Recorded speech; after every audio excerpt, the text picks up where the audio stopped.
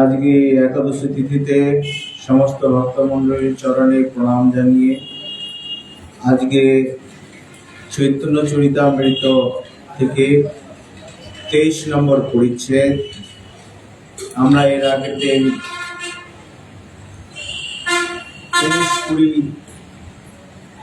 23 নম্বর পরিচ্ছেদের 19-20 পর্যন্ত আস্বাদন করেছিলাম। আজকে আমরা সেই জায়গা থেকে 2-4টি পয়ার আস্বাদন করব, খুব গুরুত্বপূর্ণ। বলছেন, কৃষ্ণের অতি চিহ্ন এই কইল বিবরণ। কৃষ্ণের অতি হলে ভক্তের কি কি তার গুণাগুণ তার চরিত্রের মধ্যে ফুটে উঠে, সেটা এর আগের দিন আমরা আস্বাদন করেছি। মহাপ্রভু বলছেন, কৃষ্ণের অতি চিহ্ন, শুধু রতি যদি হয়, কৃষ্ণের প্রতি প্রেমের আগের যে ভাবটা যদি হয়, তাতেই ভক্তের আচরণে, তার নিয়ম শৃঙ্খলায়, তার ব্যবহারে, তার হাবভাবে অদ্ভুত এক লক্ষণ ফুটে উঠেছে। সেটা আমরা এর আগের দিন আস্বাদন করেছি।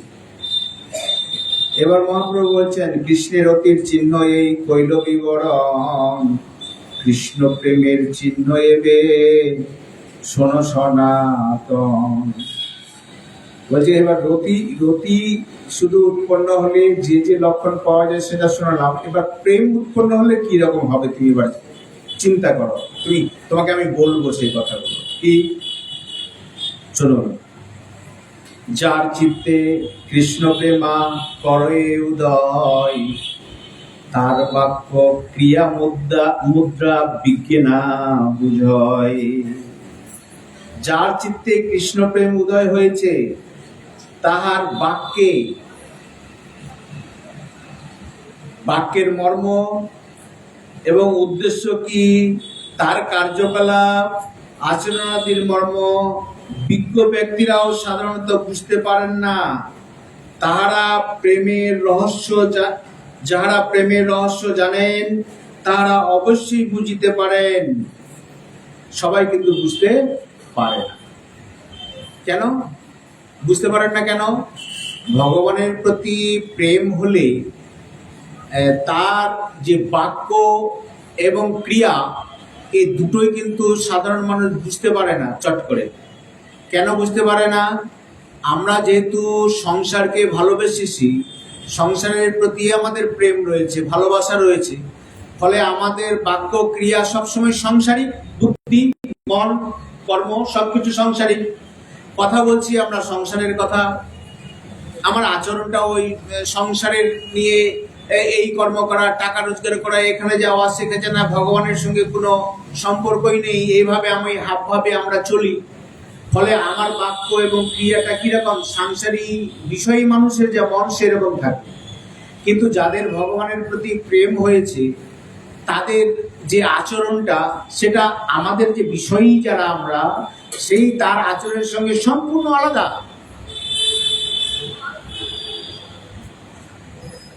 কারণ বিষয়ের প্রতি যে আকর্ষণ, যে আসক্তিতে বশীভূত হয়ে যে কর্ম করে, যে ভাবনা করে, যে কথা বলে, সেই রকম কথা তিনি বলেন না, সেরকম আচরণও করেন না, সম্পূর্ণ অন্য আচরণ করেন। সেটা কারা বুঝেন? যারা রসজ্ঞ ভক্ত, তারাই কিন্তু ওই প্রেমী ভক্তের মাহাত্ম্য বুঝতে পারে, গুরুত্ব বুঝতে পারে, তাকে শ্রদ্ধা করে। না হলে আমাদের মতো সংসারী মানুষ তাকে কিন্তু চট করে চিনতে পারবে না, দোষ আমরা দেখতে পেয়ে যাই। দেখ, এই সাধুটা তো, আমি ওর আশ্রমে গেলাম, একটু বসতেও বললো না, একটু ভালোভাবে কথাও বললো না, এরকম। তো যারা প্রেমে, ঠাকুরের প্রেমে আছে, তাদের লোকধর্ম, বেদ ধর্ম এসব কিছু থাকে না। ব্রজগোপীদের কথা তো শুনেছেনই আপনারা। তাদের লোকধর্ম ছিল না, সামাজিকতা বলে কোনো কিছু নেই তাদের। কারণ গোবিন্দ প্রেমী হচ্ছে তাদের কাছে মুখ্য। আর আমরা সংসারীর মানুষের মধ্যে আমাদের এই ভদ্রতা জ্ঞানগুলো অবশ্যই দরকার। যদি না হয় তাহলে বলবে লোকটা অসামাজিক, অভদ্র, অসামাজিক, আমাকে আপনারা বসতেও বললো না। কিন্তু বড় বড় সন্তের কাছে যাবেন, তারা হয়তো দেখা গেল যে সে বললেন, এমন ভজনে তিনি আপ্লুত হয়ে আছেন যে আপনার দিকে ভ্রুক্ষেপই করলো না। আপনি মনে মনে ভাবলাম তার এই সাধু ঠিক আচরণটা নয়, মানে সাধারণ তার যে হাব ভাব ক্রিয়া তারা বুঝতে পারে না। তার বাক্য ক্রিয়া মুদ্রা বিজ্ঞান আবয়। বড় বড় সাংসারিক মানুষ বিজ্ঞ তারা কিন্তু বুঝতে পারে না। ভক্তি রসামৃত সিন্ধুতে এই প্রসঙ্গে একটি শ্লোক বলছেন, ধন্যা স্বয়ং নবপ্রেমা যষ্টান্নি লতি তে চেতসি অন্তর্বাণী বিভর কস্য মুদ্রা সুষ্ঠু সুদর্গমা। ভক্তি রসামৃত সিন্ধুতে এটার ব্যাখ্যায় বলছেন, যার চিত্তে এই নবীন প্রেমের উদয় হয় তিনি ধন্য। তাহার বাক্য এবং ক্রিয়ার পরিপাটি শাস্ত্রবেত্তারাও বুঝতে পারে না তারা। বৃন্দাবনে এক বাবাজি পাগলের মতো ঘুরে বেড়াচ্ছে, যাকে তাকে প্রণাম করছে, কুকুর ছাগল ভেড়া শুকর ঘুরে বেড়াচ্ছে, তাকে প্রণাম করছে। এবার বুঝুন, আমরা তা সাধারণভাবে দেখে তাই বলবো এটা পাগল আছে। তাকে বোঝা, ভজন যে কে কিরকম করছে এ বোঝা খুব মুশকিল। তাদের ক্রিয়া বাক্য কখনো বোঝা যায় না, শাস্ত্রবেত্তারাও বুঝতে পারেন না। শ্রীমদ্ ভাগবতে বলছেন, জাত প্রেম ভক্তের আচরণ দেখলে যে কখনো তাকে পাগল বলিয়া মনে হয়, বস্তুত তিনি সাধারণ পাগল নন বলিয়া সাধারণ লোকে যে এমনকি শাস্ত্রবিদ পণ্ডিত লোকেও যে তার আচরণাদি মর্ম বুঝতে পারেন না, তাই এই শ্লোকের মর্ম। আমি এই ডাকুদার মাকে আমি দেখেছি, তার সাথে কথা বলে, তার কথা বলার মধ্যে কিন্তু অদ্ভুত একটা শৈলী ছিল, মানে ভজনের কথাই তিনি বলতেন। এবং তার কথা শুনে মনে সংসার তো নয়, মনে হচ্ছে কি পাগলের মতো কথা বলছে, এটা মনে হয়। কিন্তু তিনি খুব একনিষ্ঠ ভক্ত ছিলেন, কিন্তু তিনি সবকিছু যেন তার ঠাকুরের লীলাটা দেখতে পেতেন। এই পরম্পরায় এনারাও সেটা পেয়েছেন। ফলে ডাকুদারও এই ক্রিয়া বাক্য আমরা বুঝতে পারি না, ফলে আমরা এরপরে রাগ করি, এই বুড়াটা বড় খটখটিয়া বুড়া, আমাদের যখন তখন রেগে যায়, এই ভদ্রতা বলে কিছু নাই, এরকম আমরা বলি। কিন্তু আর ইনি আচরণ দেখলে তাকে মুখের উপরে বলে দেন। সামাজিকতা হলে কি হবে, মুখের উপর বলাটা ঠিক নয়, সবাই খারাপ ভাববে, বলবে না ভদ্রলোক আছে, কিন্তু ওনার হিতাহিত জ্ঞান নেই। কারণ জ্ঞান নেই, উনি জানেন যে ভক্তি মার্গে চলতে গেলে এই সংসারী লোকেদের পরিপাটির তোয়াক্কা করলে হবে না, তাহলে আমার সর্বনাশ হবে। ফলে যে যখন পাওয়া যাচ্ছে তাকে সঙ্গে সঙ্গে শাসন করেন যে আপনি এইভাবে করেন, এভাবে করেন, দৃঢ়তার সঙ্গে বলেন। আমরা গুরুদেবের সঙ্গে যখন যাই, তো কত রকম ভাবে আমাদেরকে ধমক দিয়েছে। হ্যাঁ, তো গুরুদেব যদি এটা ভেবে দেয় না দুঃখ পাবে, কষ্ট পাবে, এটা বলবো না, তা তো তিনি ভাবেন না, আমার ভালোর জন্যই তিনি এটা করেন। কিন্তু কখনো কখনো কোনো শিষ্য হয়তো আমার উপরে কৃপা হয়েছে বলে আমি হয়তো ভাবছি যে না, গুরুদেব আমার উপরে কৃপা করি আমাকে বকেছেন, হয়তো এটা যদি সেই রকম মতই আমাকে ভগবান দিয়ে দেয়, সেটা আমরা হয়তো বুঝতে পারি কেউ। কিন্তু অনেকে আবার গুরুদেবের কথাও রাগ করে যায়। হ্যাঁ, গুরুদেব আমাকে এরকম করলো, আমার কি মান সম্মান নাই, প্রেস্টিজ জ্ঞান আমার নাই? আমরা গুরুদেবেরও পর্যন্ত নিন্দা করতে আমরা ছাড়ি না, এরকম আমরা এই সংসারী মানুষ। তো বলছেন যে তাদের ক্রিয়া এবং বাক্য এই সামাজিকতার মতো নয়। হ্যাঁ, লোকধর্ম, বেদ ধর্ম, সমাজ ধর্ম এর মতো থাকে না।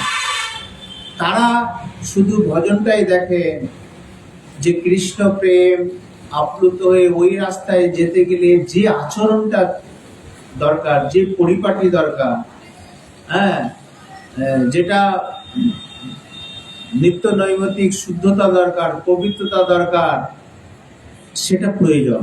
ওইখানে কোনো কম্প্রোমাইজ নাই, ওখানে কোনো কম্প্রোমাইজ করা চলবে না, তাকে ধমক দিয়ে শিখাবে ইত্যাদি। সেখানে মান সম্মান দেখলে হবে না, সামাজিকতা এটা তাদের কাছে থাকেন না। আমাদের ভজনে যেন আমরা এগিয়ে যেতে পারি, সেই জন্যই তিনি এটা করেন।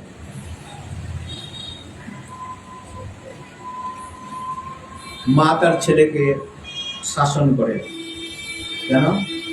সেটা দুষ্টু কাজ করেছে, সে যেন ভালো রাস্তায় আসে।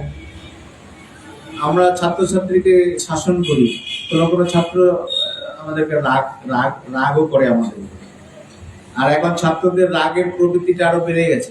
আজকে খবরের কাগজে দেখলাম যে কোন স্কুলে মাস্টারমশাই থেকে মেরেছে, হালকা করে মেরেছে, তারপরের দিন একটা রিভলভার নিয়ে ওই মাস্টারমশাইকে খুন করতে চলে এসছে, কিন্তু করতে পারেনি যদিও, তো চলে এসছে আর কি।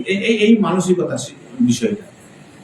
অথচ কোনো কোনো ছাত্র দেখবেন ওর ক্লাসেই হয়তো কাউকে বকেছে, কিন্তু ওই ছেলেটি শ্রদ্ধার সহকারে সেটা গ্রহণ করেছে, যে না মাস্টারমশাই মেরেছে আমার শিক্ষার জন্য। এই জিনিসটা কিন্তু এখন এই সমাজের মধ্যে খুব অভাব। ছাত্রছাত্রীকে আমরা মারতে পারি না, এবং সরকার এটাকে আইনও করে দিয়েছে যে আপনি কোনো রকম প্রহার করতে পারবেন না ছাত্রছাত্রীর উপরে। ও মারলে, ও যদি থানায় গিয়ে অভিযোগ করে, ওই মাস্টারমশাই অ্যারেস্ট হয়েছে, এরকম বহু ঘটনা ঘটেছে। তাহলে এবার দেখুন যে এই শাসনের পর্যায়টা কোন কোন পর্যায়ে চলে গেছে ছাত্রছাত্রী। ফলে তাদেরকে আমরা লাইনে কখনো নিয়ে আসতে পারছি না। আজকে এই ছাত্র সমাজের এই যে আইন কানুন, এটা একদম পুরোটাই অধঃপতনে চলে গেছে। যার জন্য আগেকার দিনে মাস্টার সাথে খুব সবাই শুদ্ধ ভক্তি করত, কিন্তু এখন আর কেউ শুদ্ধ ভক্তি করে না, মুখে মুখে তর্ক করে ক্লাসের মধ্যে।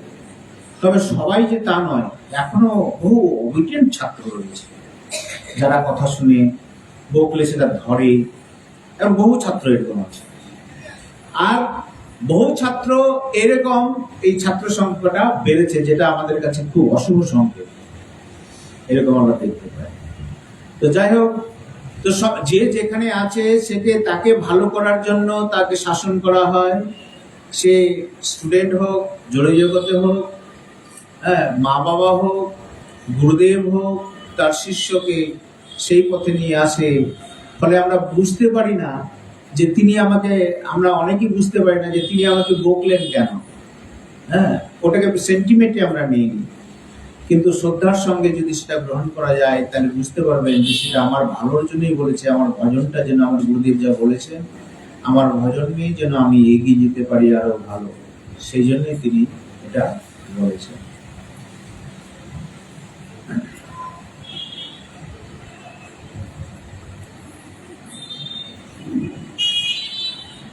তারপরে বলছেন, শুনুন, এই প্রেম সম্পর্কে ব্যাখ্যা তো এর আগে আপনারা শুনেছেনই, অনেকবার বলেছি আর আলোচনাও করেছি। রায় রামানন্দ সংবাদে এই প্রেম তত্ত্ব নিয়ে বললেন যে রায় রামানন্দের সঙ্গে যখন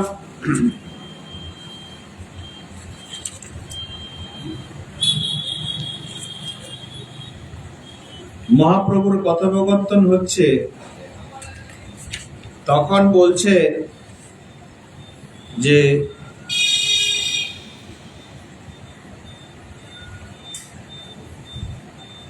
মহাপ্রভুকে এক এক করে বলছেন তো যে সর্বধর্ম পরিত্যাগ করা ইত্যাদি ইত্যাদি। মহাপ্রভু তখন থেকে বলে যাচ্ছেন ইহ বাহ্য আগে কহা। তো তিনি আস্তে আস্তে যখন বললেন যে জ্ঞান শূন্য ভক্তি সর্বশাস্ত্র সার, তখন বলছেন যে ইহ হয় আগে কহা।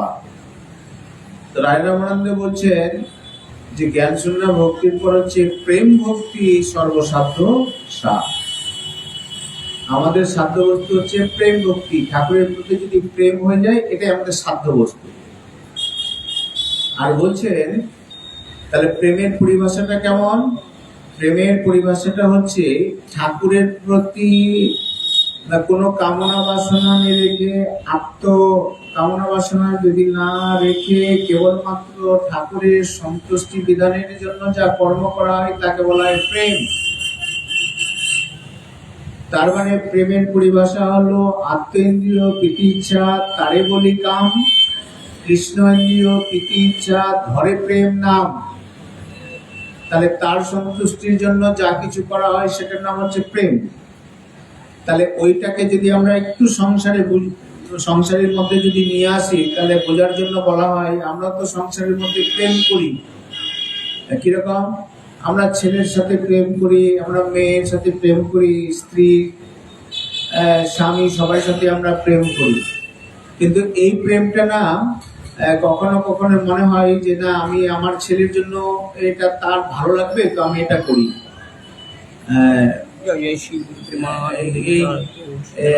এই ছেলের জন্য ভালো হবে তো আমি এটা করি। এটা কখনো কখনো আমাদের মনে হয়, প্রেমের ভাবটা কখনো কখনো অভিত হয়, কিন্তু এটা বেশিক্ষণ টিকে না। ছেলে যখন চাকরি বাকরি করে, যখন টাকা পয়সা আর দেয় না, বউকে নিয়ে ঘর সংসার করে থাকছে, মাকে আর দেখে না, তখন আর ওই প্রেম ভাবটা থাকে না। তখন কামনা, আমাকে ছেলে তো দেখছে না। হ্যাঁ, অতএব তার উপরে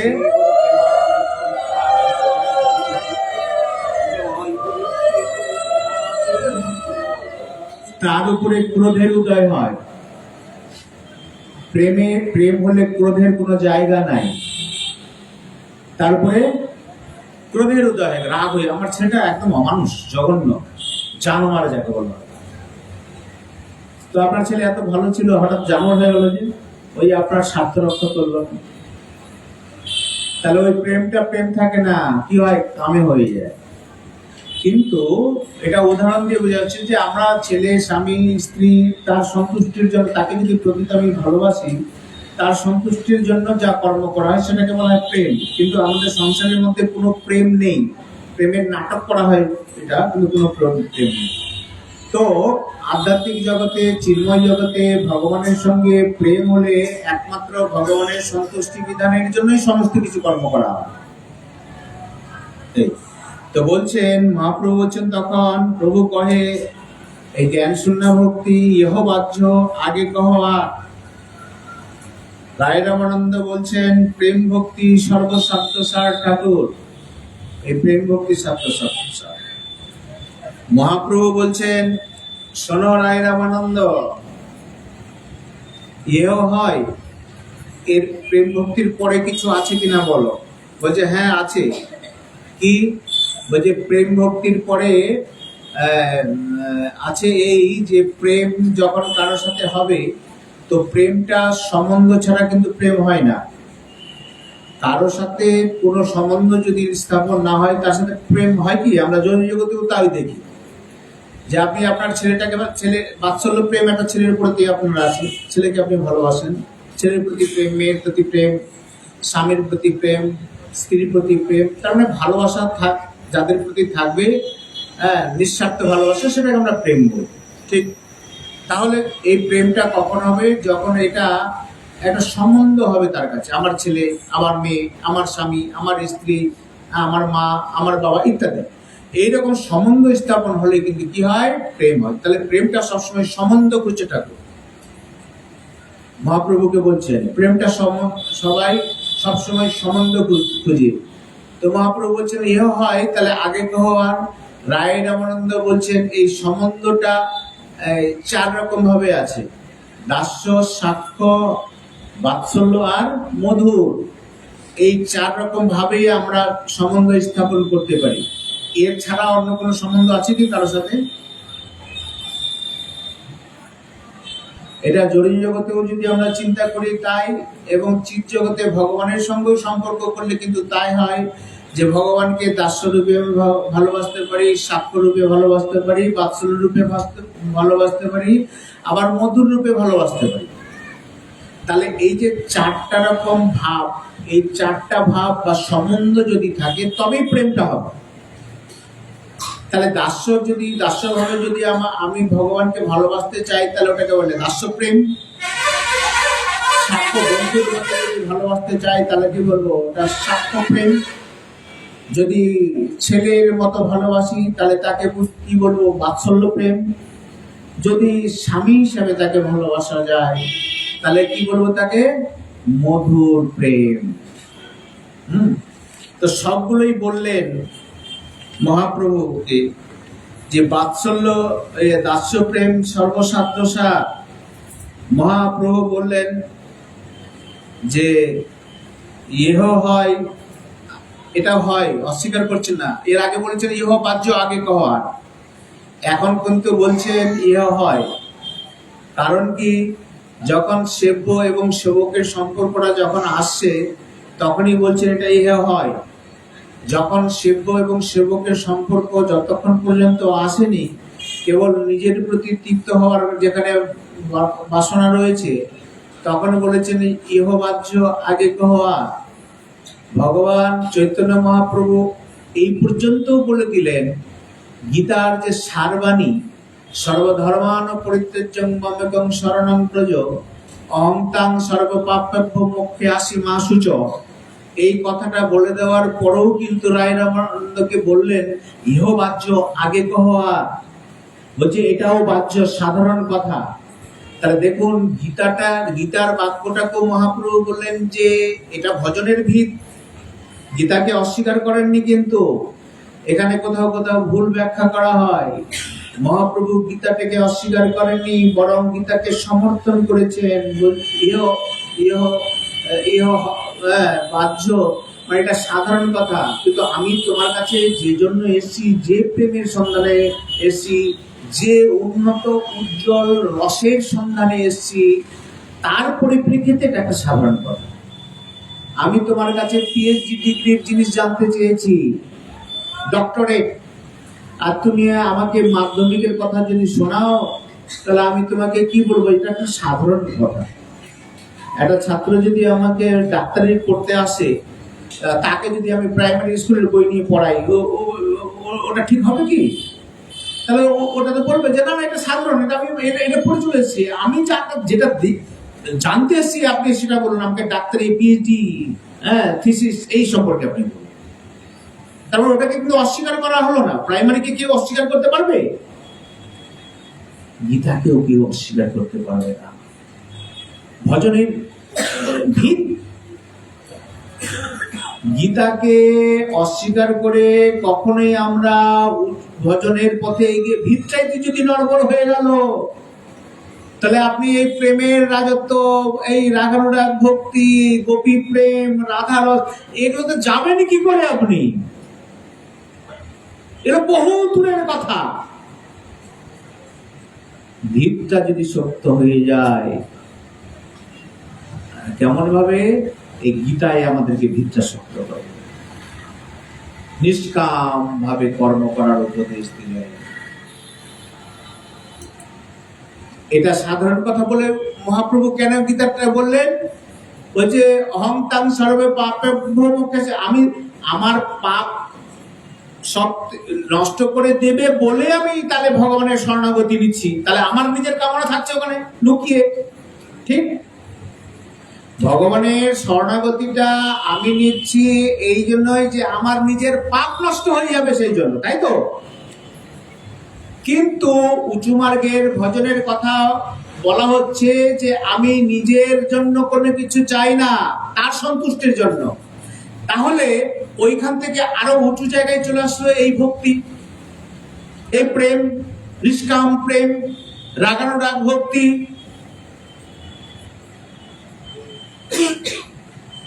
এই জন্য ইহবাহ্য আগে কহা, এটা সাধারণ কথা, এটা ভিত ভজনের। নিষ্কামতা একমাত্র গীতা থেকে আসে। দ্বিতীয় অধ্যায় আত্মার পরিচয় দিলেন আমার সাথে এই শরীরে। আমরা এর আগে যে গীতাগুলো আমরা পড়ছি, যে ক্ষেত্রজ্ঞ যোগ আমরা পড়ছি, সেখানে দেখছি যে আমাদের শরীর এবং আত্মা, তার ভেদাভেদ, সেগুলো আমরা শুনছি, ব্রহ্ম কি ইত্যাদি। এই জ্ঞান থেকে কি হবে? যে আমি সংসারের নই। তো যখন মনে হবে যে আমি সংসারের নই, তাহলে ওই ভিতটা ওখানে ফাঁকা হয়ে গেল। তাহলে আমি কার? আমি গোবিন্দের।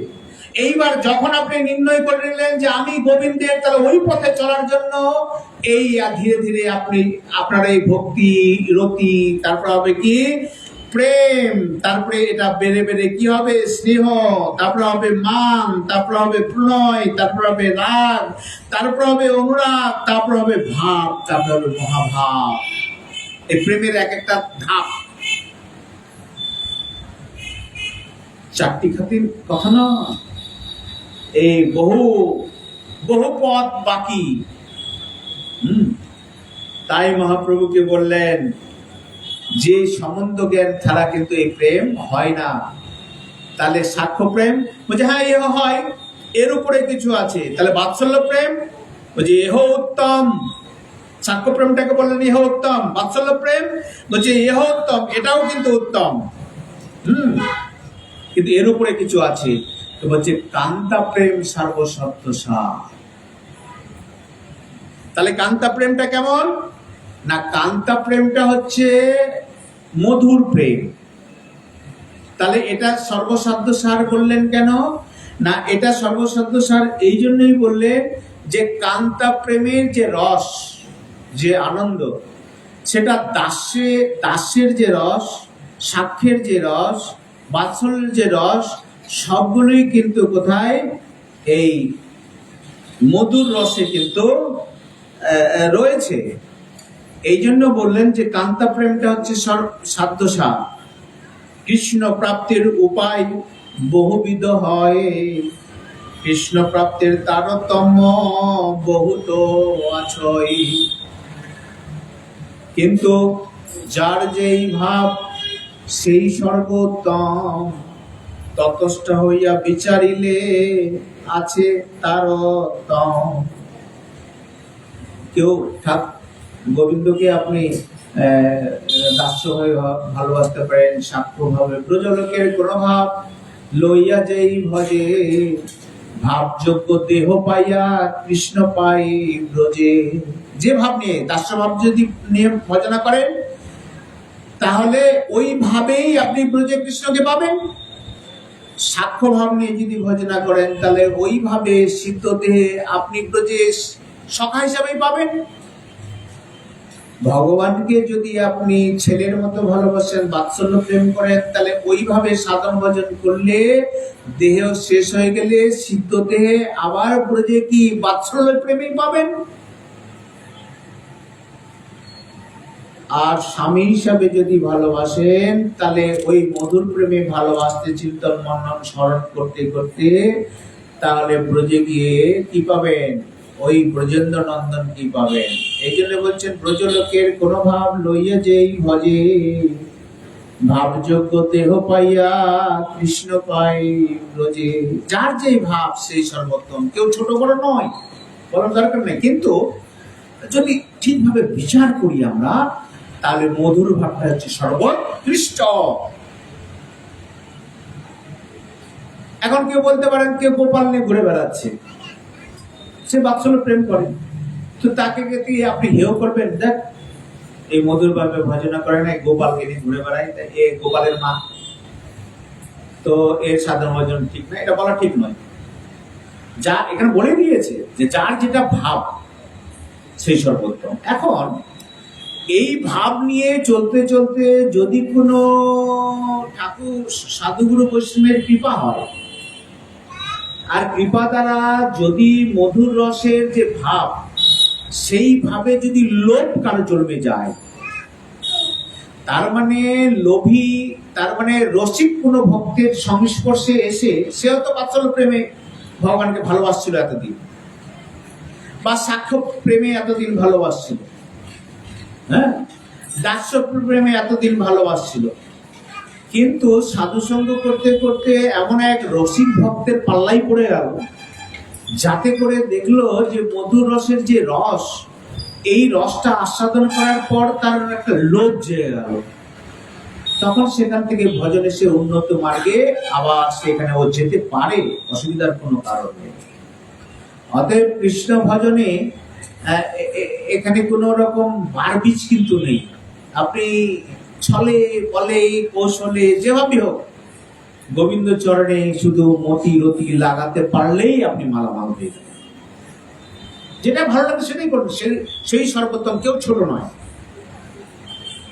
কিন্তু ততস্থা হইয়া বিচারিলে আছে তারও তম। কেন? পূর্ব পূর্ব রসের গুণ পরে পরে হয়, দুই তিন গণেনে পঞ্চ পর্যন্ত বাড়ায়। গুণাধিক্যে আশ্চাদিক্যে বাড়ে প্রতি রসে, শান্ত দাস্য সাক্ষ্য বাৎসল্যের গুণ মধুরতে বৈশে। তাহলে মধুর রসের সবারই গুণ যখন রয়েছে, তাহলে ওটাই সর্বোৎকৃষ্ট। কারণ স্বামীকে ভালোবাসা তো সে তো দাস্য হিসাবে স্বামীকে ভালোবাসে, সাক্ষ্য হিসাবে সেখানে রয়েছে। আর মা যেভাবে ভালোবাসে, সেই ভালোবাসাটারও তার মধ্যে রয়েছে লুকিয়ে। তার মানে সমস্ত ভালোবাসাটাই মধুর রসে লুকিয়ে রয়েছে, সব রসগুলোই তার মধ্যে আছে। কিন্তু এককভাবে যখন ভালোবাসা করে, তখন দাস্যের মধ্যে একটা নির্দিষ্ট জায়গা পর্যন্ত তার সমন্দর বেড়াজাল আছে। দাস্য সাক্ষ্য গেলে তারও একটা নির্দিষ্ট জায়গা আছে, তার বেশি কিন্তু এগোতে পারবে না। বাৎসল্য গেলে তার সেবা পরিপাঠের মধ্যে নির্দিষ্ট জায়গা পর্যন্ত যাওয়া যাবে, তার বেশি যাওয়া যাবে না। আর মধুর রসে যেখানে সেবার উপকরণ আছে, সেখানে কিন্তু আর কোনো বাধা নেই, একেবারে সব বাধা, কোনো সম্বন্ধের কোনো বেড়াজাল সেখানে আর থাকলো না। তাহলে এটাই সর্বোৎকৃষ্ট। কিরকম? আকাশাদির গুণ যেন পরপর ভূতে, দুই তিন ক্রমে বাড়ে পঞ্চ পৃথিবীতে। আকাশের গুণ ক্ষিতি অপ তেজ মরুদ্বম, শব্দ স্পর্শ রূপ রস গন্ধ, এদের তন্ময়াত্রা এগুলো। তো এগুলো এক একটার গুণ, সবগুলো গুণ কোথায়? পৃথিবীর মধ্যে রয়েছে। পৃথিবীর মধ্যে শব্দ রয়েছে, স্পর্শ রয়েছে, গুণ রয়েছে, সবগুলো পঞ্চ তন্ময়াত্রাই কিন্তু পৃথিবীর মধ্যে রয়েছে। হ্যাঁ, আকাশের মধ্যে কিন্তু ওই একটাই গুণ আছে, সূর্যের মধ্যে কিন্তু একটাই গুণ আছে, রূপ। কিন্তু সবগুলোর গুণের সমাহার কোথায়? পৃথিবীতে। ঠিক তেমনি আকাশাতির গুণ যেন পর পর ভূতে, দুই তিন গণয়ে পঞ্চ পৃথিবীতে। আকাশ, বায়ু, তেজ, জল আর পৃথিবী পরপর সাজিয়ে নেন। উপরে আকাশ, ফাঁকা জায়গা যেটাকে বলে সেটা আকাশ। বায়ু, বাতাস আছে, ফাঁকার মধ্যে কি বায়ু সবসময় ঘুরছে। তার মানে আগুন আছে, জল আছে, তারপর হচ্ছে পৃথিবী। আকাশের গুণ কি? শব্দ। বায়ুর গুণ কি? স্পর্শ। আগুনের গুণ কি? রূপ। জলের গুণ কি? রস। আর পৃথিবীর গুণ কি? গন্ধ। এবার আকাশের মধ্যে কেবলমাত্র শব্দ আছে। এবার আকাশকে তার নিচে যদি নামি, কোথায়? বায়ু। বায়ুতে কিন্তু চলে আসলো শব্দ স্পর্শ দুটোই গুণ আছে। তার নিচে যদি বলি আগুন, তাহলে আগুনের মধ্যে কি আছে? সেখানে শব্দ স্পর্শ রূপ তিনটা গুণই আছে। তারপরে যদি জল বলি, তাহলে সেখানে কি আছে? রস। রসের সঙ্গে আর কি কি আছে? শব্দ স্পর্শ রূপ এবং রস, চারটাই গুণ আছে। এবার যদি বলি পৃথিবী, পৃথিবীর মধ্যে কি আছে? না শব্দ স্পর্শ রূপ রস গন্ধ, পাঁচটা রসেরই এখানে সমাহার। ঠিক তেমনি মধুর রসে সবগুলো রসের এখানে সমাহার। সেই জন্য বলছেন এটা সর্বোৎকৃষ্ট।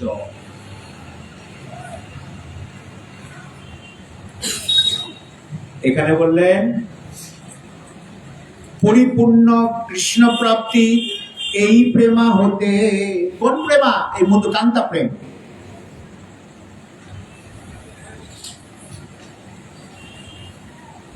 পরিপূর্ণ কৃষ্ণ প্রাপ্তি।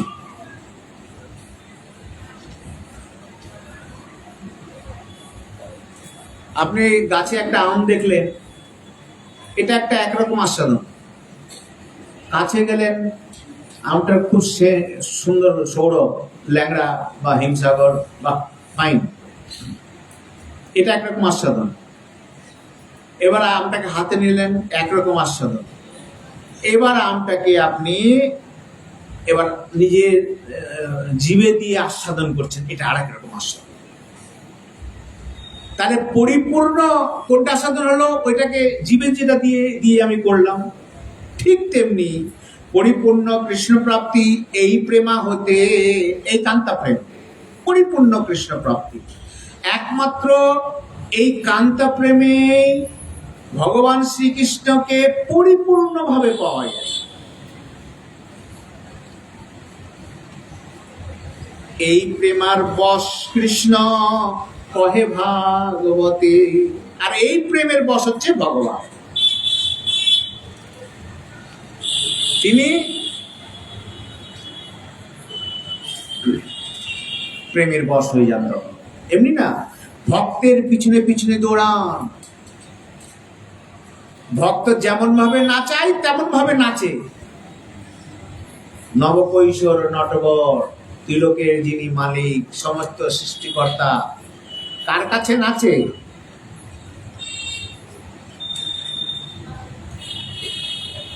বলছেন যিনি ভক্ত, তার কাছে এই প্রেমে বশ হয়ে যায়।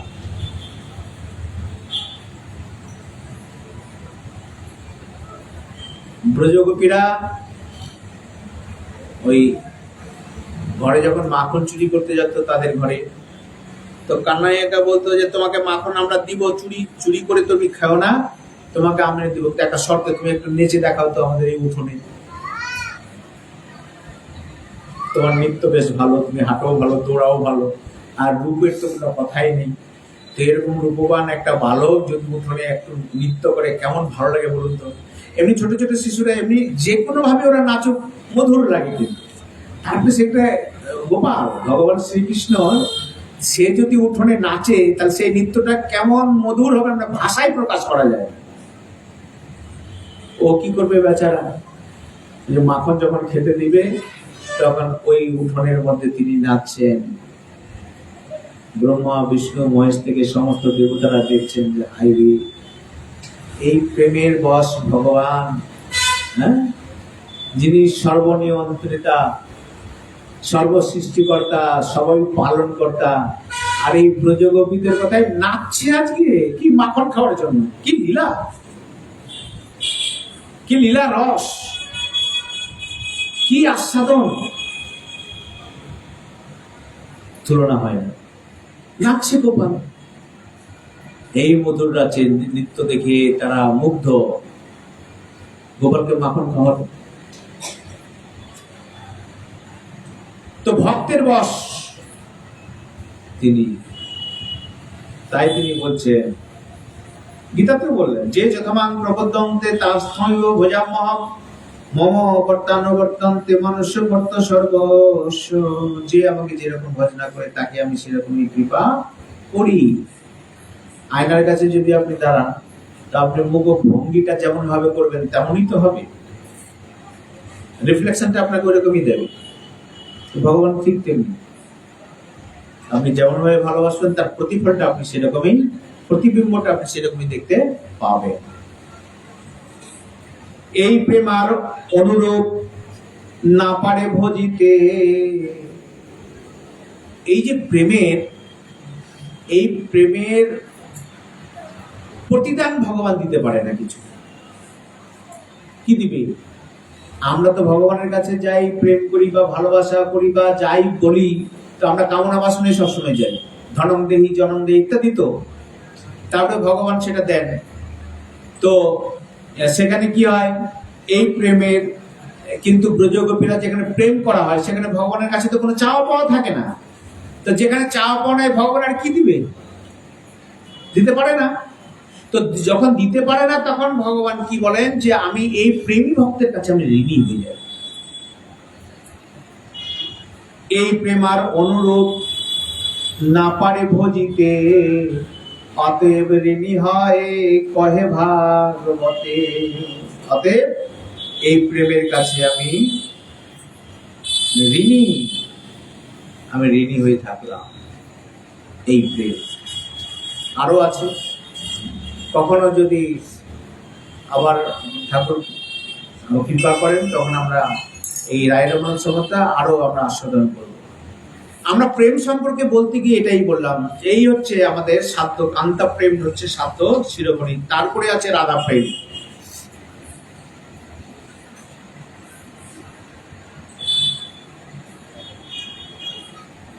তাহলে এই প্রেম যদি হয় তার লক্ষণগুলো কেমন হবে? বলছে আমরা যারা সাধন ভজন করি, গুরুচরণ আশ্রিত হয়েছি এবং গুরু যে সিদ্ধ প্রণালী দিয়েছেন আমাদেরকে, ওই সিদ্ধতে স্মরণ মনন করে মনের স্মরণ প্রাণ মধুর মধুর ধাম যুগল বিলাস স্মৃতিসার, সাধ্য সাধন এই ইহা বিনা আর নেই, এই তত্ত্ব সর্বতত্ত্ব সার নরোত্তম ঠাকুর বলে গেল। এই স্মরণ মনন গুরুদেব যেটা দিয়েছে, তাহলে কি হবে না, প্রেম আমাদের ভজন সাধনটা যেভাবে করি তাতে সিদ্ধ দেহে আমরা কোথায় কতদূর পর্যন্ত এই দেহে যেতে পারি? প্রেম পর্যন্ত, ঠাকুরের প্রতি প্রেম। প্রেমের পরে কি আসবে? প্রেমের পরে আসবে বলছেন, শুনে রাখুন, বড় রসের কথা। প্রেমের পরে প্রেম প্রেম প্রেম ক্রমে বাড়ে হয় স্নেহ মান প্রণয়, রাগ অনুরাগ ভাব মহাভাব হয়। এই প্রেমটা বাড়তে বাড়তে কি হয়? স্নেহ মান প্রণয় রাগ অনুরাগ ভাব আর মহাভাব। তাহলে আমাদের ভজনটা কোথায়? প্রেম পর্যন্ত, এই দেখে। তারপরে কি সমাপ্ত? না, সমাপ্ত নয়। তাহলে ওই যে গুরুদেব আপনাকে যে সিদ্ধ প্রণালী দিয়েছে, সেই সিদ্ধ প্রণালীতে প্রেমের ভাব নিয়ে আপনি তখন আরো স্মরণ মনন দ্বারা ওই সিদ্ধ দেহে চিন্তন মনন করবেন। তখন ঠাকুরের প্রতি স্নেহ ভাব আসবে, ওটা গাঢ় হলে কি হবে? মান হবে। ভক্তরা মান করে করে আবার কথা বলেন। সনাতন গোস্বামী কাছে যখন ভগবান প্রকট হয়ে বলছেন যে তুমি এই পোড়া রুটি আমাকে রোজ রোজ খাওয়াও কেন, একটু লবণও তুমি দিতে পারো না? তো সনাতন গোস্বামী বলছেন যে ঠাকুর তুমি আজকে লবণ চাইছো, কালকে ঘি চাইবা, কালকে অমুক চাইবা, তমুক, এতগুলো পাবো কোথায়? তো যারা যারা তোমাকে যেমন খাওয়াই তুমি ওখানে যাও। তো এই যে মানের কথা, কটু কথা কারা বলতে পারে? যাদের মধ্যে প্রেম, অত্যন্ত স্নেহ মাখা প্রেম রয়েছে, গাঢ়তা রয়েছে, তারাই কিন্তু এটা বলতে পারে। তো এটা তারা তো সিদ্ধ পুরুষ। এই স্নেহ মান প্রণয় ধীরে ধীরে কিন্তু এটা বাড়বে। তাই এটা বাড়বে, এটা এটা এটা তখন কখন লক্ষ্য হবে? যখন সাক্ষাৎ ভাবে আমরা গোবিন্দের সঙ্গে লীলা বিলাসে তার সেবায় নিয়োজিত হতে পারবো, তখনই কিন্তু স্নেহ হবে, মান হবে। মানটা করবেন কি করে? উনি সাক্ষাৎ ভাবে থাকবে, তবে না মান হবে। প্রণয়টা হবে কি করে? তিনি সাক্ষাৎ ভাবে পাবেন, তবে না প্রণয় হবে। রাগ হবে কি করে? সাক্ষাৎ ভাবে থাকবেন, তবে না অনুরাগ ভাব মহাভাব, এই যে পর্যায়গুলো, তাহলে কিভাবে সাক্ষাৎ হবে? সেটা কিভাবে? স্মরণ মনন চিন্তন করতে কিন্তু করা যায়, এটা ভজন। এই সিদ্ধ দেহে তখন আপনি ওইখানে ব্রজলীলায় আপনি দেহপাত হলে সেখানে এই কোনো আহিনীর ঘরে আপনি জন্মগ্রহণ করবেন, আর ওই লীলা বিলাসে আপনি তখন প্রবেশ করবেন ওই সিদ্ধ দেহে। এখানে এই স্নেহ মান প্রণয়ের ভাগগুলো একটু শুনে নিন, তাহলে আমরা এটা আজকের মতো এখানে শেষ করব। একটু শুনুন, বলছেন যে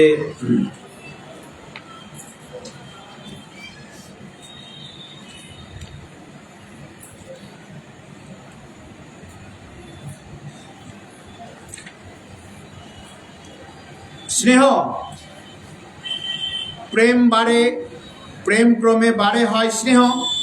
প্রেমটা আরো গাঢ়তা লাভ করলে কি হবে? স্নেহ হবে, আর স্নেহ হবে মান, তারপরে প্রণয়, তারপরে রাগ, অনুরাগ ইত্যাদি। তো এটার সঙ্গে উদাহরণ কি করে দেওয়া হয়েছে, এই উদাহরণটাকে শুনলেন তাহলে বুঝতে পারবেন ভালো। কিরকম? বীজ ইক্ষু, রস গুড়, তবে খণ্ড সার, শর্করা সীতা মিশ্রি, শুদ্ধ মিশ্রি আর ইহা জয়ছে ক্রমে নির্মল, ক্রমে বারে সার, রতি প্রেমাদিকে তৈছে বাড়াও এ আশা। তার মানে কি? ইক্ষু বীজ, কুশিয়াল, আখ, ইক্ষু প্রভৃতির সহিত প্রেম সোনাদি উপমাদি একটি তাৎপর্য, এখানে একটা উপমা দেওয়া হয়েছে। তাৎপর্য এই ইক্ষু বীজ যেমন ইক্ষু হইতে স্বতন্ত্র বস্তু নয়। ইক্ষু বীজটা ইক্ষু থেকে কি স্বতন্ত্র না, ওটা বীজ। তাহলে ইক্ষুদণ্ড যতটুকু অংশই হোক সেটা ইক্ষু বীজ থেকে উৎপন্ন। সেইরূপ প্রেমেও এটা বীজ ধরতে পারেন। প্রেমেও স্নেহ মান প্রণয়াদি হইতে স্বতন্ত্র বস্তু নয়, ওই বীজ থেকে উৎপন্ন, মানে প্রেম থেকেই উৎপন্ন। প্রেম স্নেহ মান দি সমস্ত শুদ্ধ তত্ত্ব বিশেষাত্মা একই চিৎ বস্তুর বিলাস। ইক্ষু বীজদাদির সঙ্গে প্রেমাদির সর্ববিষয় উপমা খাটে না। ইক্ষু হইতে যে রস গুড় প্রভৃতি পাইতে হইলে ইক্ষুর আদির অনেক অংশ বাদ পড়ে যায়। তাহলে ইক্ষুটাকে যেমন কুশিয়াল, ওটা একটা একরকম স্বাদ, ওখান থেকে যে রস বেরোয় তার একরকম স্বাদ। আখের রস তো খেয়েছেন বোধহয় আপনারা, কেউ অনেকে খেয়েছেন বোধহয় না? জমিতে আমার এখনো মনে আছে, ওই জমিতে গিয়ে ওই আখের রসটা, এই বড় কড়াই থাকতো, এত বড়, জানেন, একদম বড় কড়াই, আর ওই খড়ি দিয়ে, উনানটাও বড়, এই গোল উনান, আর ওই আখের এইগুলো দিয়ে পুড়িয়ে ওইটাকে ওই রসগুলো ঢেলে দিত, ড্রাম, টিনের টিন, আর ওটা বয়েল হতো একদম, ওটা রস। ওটাকে ঘন করতে করতে কি হয়, ওটা গুড়ে পরিণত হয়। ওটাকে আরো যদি করা হয়, ওইখান থেকে আবার কিন্তু চিনি তৈরি হয়, ওখান থেকে মিশ্রি তৈরি করা হয় ওই আখের গুড় থেকে। তাহলে ওই রস থেকে কত রকম ভাবে সৃষ্টি হয়, প্রত্যেকটার স্বাদ কিন্তু আলাদা, মধুর থেকে মধুরতম হয়। এই জন্য বলছেন ওই বীজ, ওইটাই কিন্তু ইক্ষু বীজটাই হচ্ছে প্রথম, প্রেমটাই হচ্ছে প্রথম।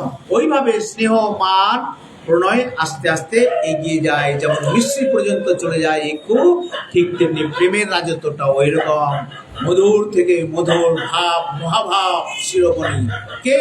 শ্রীমতী রাধারানী। ওই মহাভাব শিরোমণি একমাত্র শ্রীমতী রাধারানীর জন্য ওই সিংহাসনটা রিজার্ভ, ওইখানে কিন্তু কেউ যেতে পারে না। ব্রজগোপী, ললিতা বিশাখা, মঞ্জুরি স্বরূপেরও কিন্তু অধিকার নাই ওই জায়গাটা যাওয়ার, একমাত্র রাধারানীর।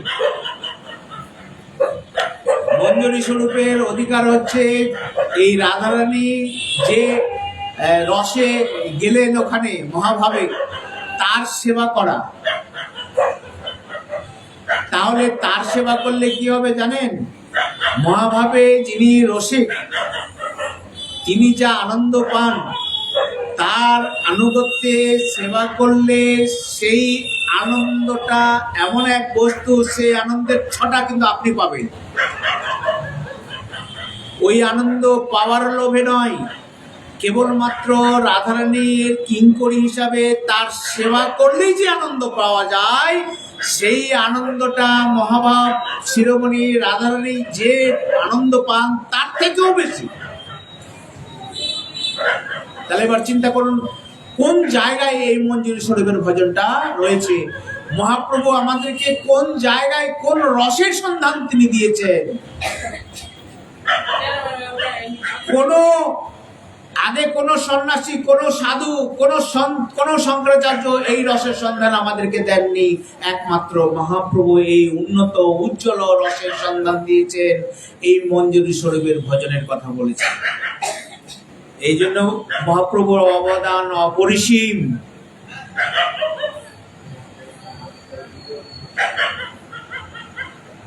তা ওনার যে অবদান এই মানব জাতির প্রতি, তা ভাষায় প্রকাশ করা যায় না। আমাদের কল্যাণের এই জন্য বলছেন, যদি গৌর না হইতো কেমনে হইতো, কেমনে ধরিতাম দে, রাধারও মহিমা প্রেম রসসীমা জগতে জানাতো কে। এই সন্ধান আমরা জানতেই পারতাম না, এই প্রেমের সন্ধান। অতএব প্রেমের রাজত্বে ঢুকে গেলে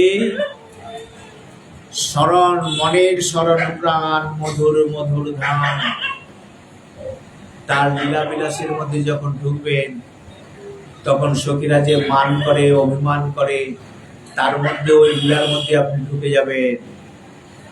কিভাবে? সিদ্ধ দেহে চিন্তনের দ্বারা। সাক্ষাৎ তো পাচ্ছেন না, এই জন্য প্রেম আমাদের এই পর্যন্ত, তারপরে স্মরণ মনের দ্বারা ওই রাজত্বে প্রবেশ করে দেওয়া। স্নেহ, তাহলে প্রেমের পরে কি হচ্ছে জানেন? প্রেমের পরে হচ্ছে স্নেহ। প্রেম গাঢ়, তাহলে এই কথাটা শুধু আমরা আজকে আস্বাদন করি, পরবর্তীকালে গৌরচাঁদ যদি কৃপা করে আমরা আস্বাদন করব। তাহলে প্রেমের গাঢ় হইলে, চিত্তকে দ্রবীভূত করলে তাকে বলা হয় কি? স্নেহ। প্রেমটা গাঢ় হলে চিত্ত দ্রবীভূত হয়ে যায়, বিগলিত চিত্ত যাকে বলা হয়, তাকে বলা হয় স্নেহ। না এটা করি, সেটা করি। জাগতিক জগতে আমরা, আপনারা তো বোধহয় প্রেম প্রেম করেননি মনে হয়, আমরাও করিনি, যদিও আমরা লোকের মুখে শুনেছি, শুনে শুধু এটা মনে করি যে যারা প্রেমিক এবং প্রেমিকা, তাদের সবসময় মনে হয় যে যিনি প্রেমিক এবং প্রেমিকা তার সন্তুষ্টির জন্য এটা করি, তার ভালোর জন্য সবসময় এটা করি, তখন প্রাণটা কি হয়? তার জন্য বিগলিত হয়, তার জন্য একটা স্নেহ ভাব থাকে। আপনি তাহলে প্রেমটা ঘন হলে কি হবে? এটা স্নেহ ভাব। এবার স্নেহ, প্রেম হলো, তারপরে স্নেহে আসলেন। এবার স্নেহ যখন হবে তখন এই প্রেমের কুটিলতা এবার আসবে। একটুতেই মান করা, একটুতেই রাগ করা, হ্যাঁ, এই জিনিসগুলো তখন আসবে, কটাক্ষ করা ইত্যাদি। তো বলছেন, এই স্নেহ উৎকৃষ্ট আদি হেতু নতুন মাধুর্যে অনুভব করায়।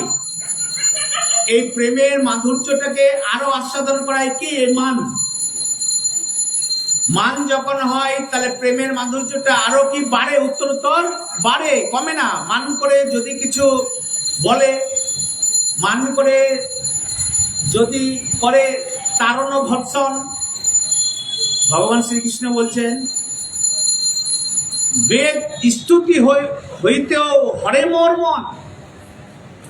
ব্রজগোপীরা তাকে যদি গাল দেয় তো বলছেন যে বেদ স্তুতি থেকেও আমার মনকে হরণ করে। তো আমরা জড়ি জগতে এটা তুলনা হয় না, শুধু বোঝার জন্য, অনুভব মস্তিষ্কে ঢোকার জন্য আমরা বলি। যার সাথে যার প্রেম হয়, ও যদি তাকে গালও দেয়, একটা কটাক্ষ কথা বলে, যে লম্পটও যদি বলে, ওর শুনতে কিন্তু ভালোই লাগে। এমনি যদি রেগে রেগে কেউ বলে তাহলে তো প্রেস্টিজ কেন যাবে? হ্যাঁ, আমাকে লম্পট করে বললো, আমার কি মান সম্মান নাই? কিন্তু তার মনের মানুষ যদি তাকে লম্পট বলে দেয়, তাহলে ওটা হাসির ছলে সেই নেয়, আরো ভালো লাগে তাকে।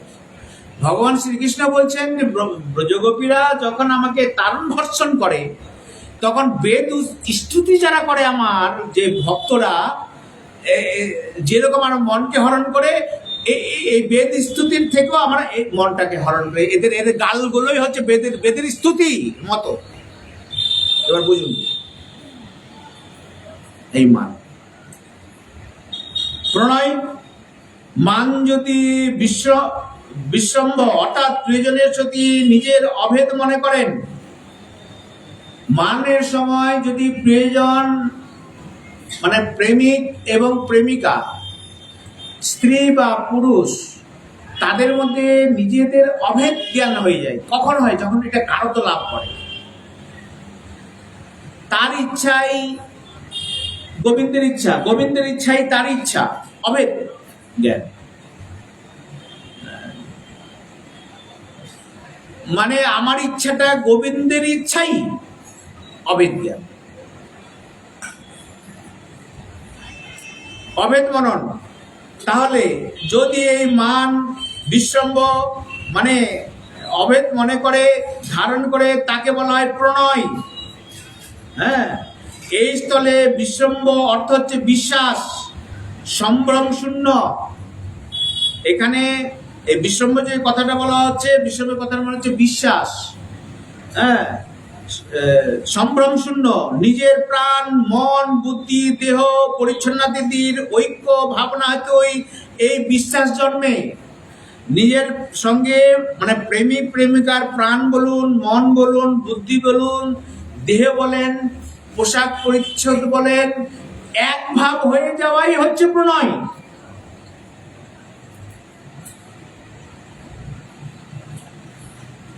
শ্রীমতী রাধারানী এই কখনো কখনো পীতাম্বর ধারণ করতেন, আর ভগবান শ্রীকৃষ্ণ কখনো কখনো রাধারানীর সেই শুভ্র বয়স নীলাম্বর ধারণও করতেন, কারণ রাধারানী ওটা পরে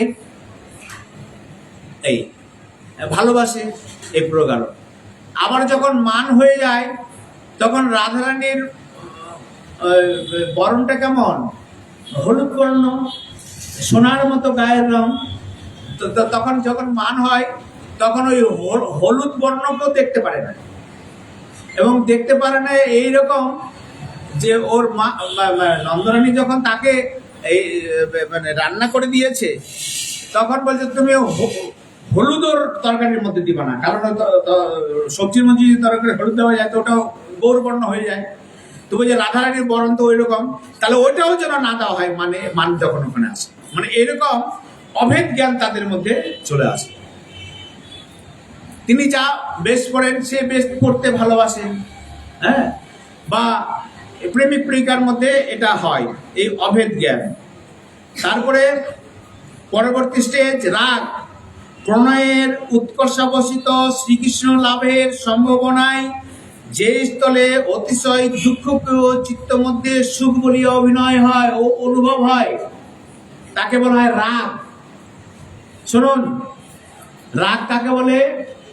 বলছেন যে প্রণয়ের মানে প্রণয়টা একাত্ম ভাবটা আরো যদি উন্নত মানের হয়ে যায় তখন প্রেমিক প্রেমিকার মধ্যে যদি কি হয়, কৃষ্ণ লাভের সম্ভাবনায় যদি দুঃখ হয়, কৃষ্ণ লাভ করতে গিয়ে যদি কোনো পথে কাটা আসে, কৃষ্ণ লাভ করতে গিয়ে যদি কোনো বাধা আসে, কোনো তারণ ভর্ষণ আসে, সংসারে কোনো কটু কথা যদি আসে, কিন্তু চিত্তে সুখেরই অনুভব হয়।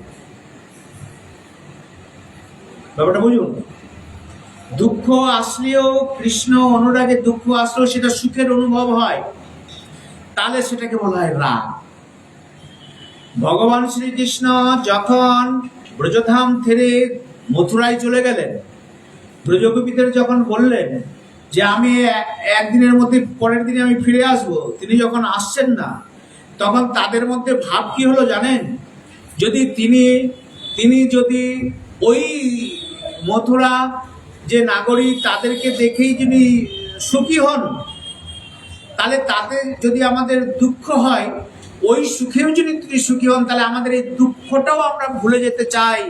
এই দুঃখটার মধ্যে আমরা সুখ পাচ্ছি কি না, ওই মথুরা নাগরিককে নিয়ে তিনি সুখী আছেন এটা ভেবেই আমরা সুখী। তার মানে দুঃখটা, বিরহ দুঃখটাকেও তারা সুখ বলে মেনে নিয়েছেন। কেন না, তার সুখেই তাদের সুখ। মথুরাতে গিয়ে যেহেতু মথুরা নাগরিকদের নিয়ে তিনি, এটা হচ্ছে রাগ, তিনি যা করবেন তাদের কোনো দুঃখ নেই। দুঃখ যদি উপস্থিত হয় তবু সেটা সুখ বলে অনুভব করে।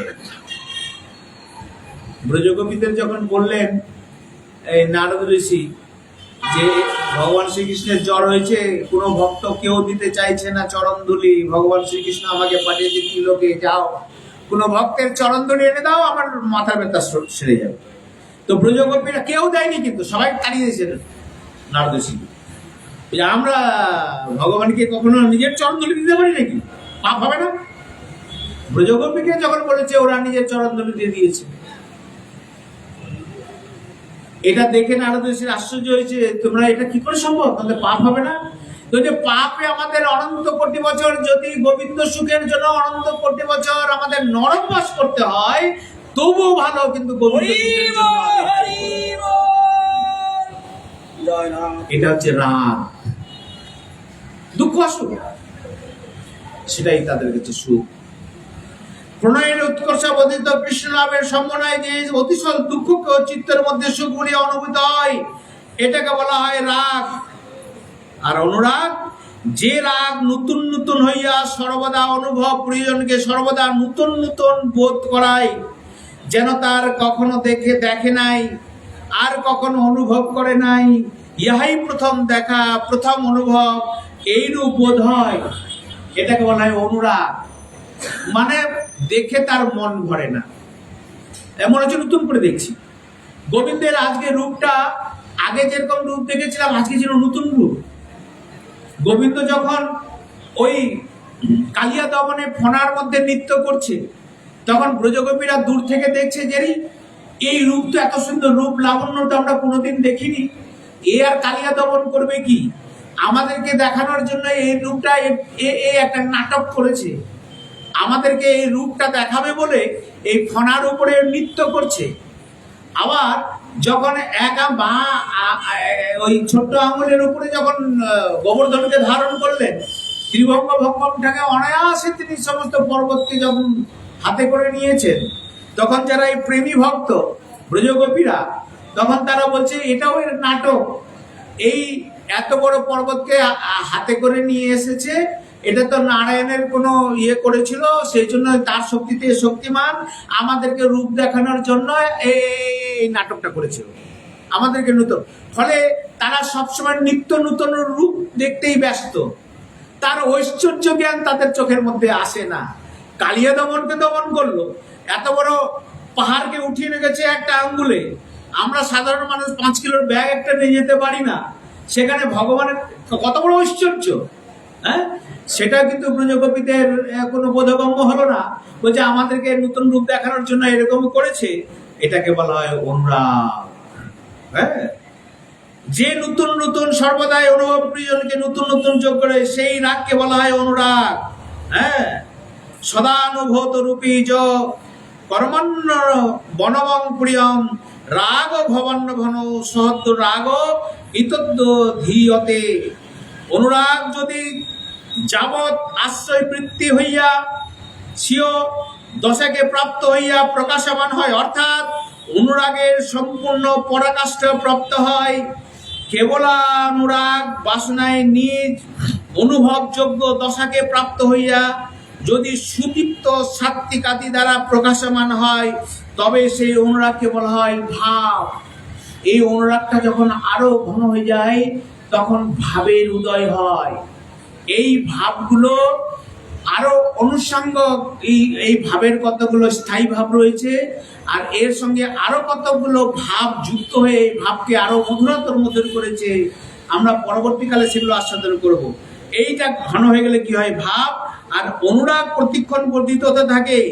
জোয়ারের জল যেমন তরঙ্গে তরঙ্গে বাড়িতে বাড়িতে নদীর তট পর্যন্ত পরিপূর্ণ করিয়া তোলে, অনুরাগও সেই রকম হৃদয়ে বাড়িতে বাড়িতে বাড়িতে উহা হৃদয়কে পরিপূর্ণ করিয়া অবশেষে আপনার ভাবে বিরাজিত হয়, উহার বিপুল তরঙ্গমালা প্রবাহিত হয়, আর আতৎপূর্ণ হইয়া নিজের গৌরবে নিজেই উচ্চারিত হয়। অনুরাগের এই অবস্থাকে বলা হয় ভাব, এটাকে বলা হয় ভাব।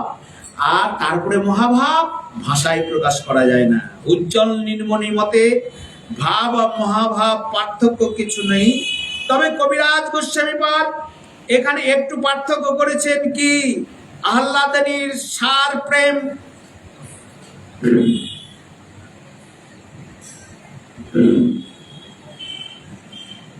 বলছেন, আহ্লাদিনীর সার প্রেম, প্রেম সার ভাব, ভাবের পরম কাষ্টার নাম পর মহাভাব। এই ভাবটা তিনি পার্থক্য করলেন। আহ্লাদিনীর সার প্রেম, যে আহ্লাদিনীর শক্তি, প্রেম সার ভাব, ভাবের পরম কাষ্টার নাম মহাভাব। আর এটা এই মহাভাব পর্যন্ত কেমন বললেন? ওই যে ইক্ষুর উদাহরণ দেওয়া হলো, বীজ, ইক্ষু, রস, গুড়, খণ্ডসার, ধারে ওই একই একই বীজ থেকে, ওই প্রেম থেকে স্নেহ মান প্রণয়, ঠিক ওই বীজ, তারপরে আখ, তারপরে ওখান থেকে রস, তারপরে গুড়, গুড় থেকে খণ্ডসার, তারপরে চিনি শর্করা, তারপরে সীতা মিশ্রি পাওয়া যায়, তারপরে মিশ্রি, তারপরে উত্তম মিশ্রি পাওয়া যায়, প্রত্যেকের আলাদা আলাদা স্বাদ। এই উত্তম মিশ্রি মহাভাব শিরোমণি, যেটা শ্রীমতী রাধারানীর অধিকার, তারই আনুগত্যে আমাদের এই ভজন প্রণালী। নিতাই গৌর প্রেমানন্দে একবার হরি হরি বল। মহাপ্রভুর কৃপা হলে পরবর্তীকালে আমরা এটা আস্বাদন করব।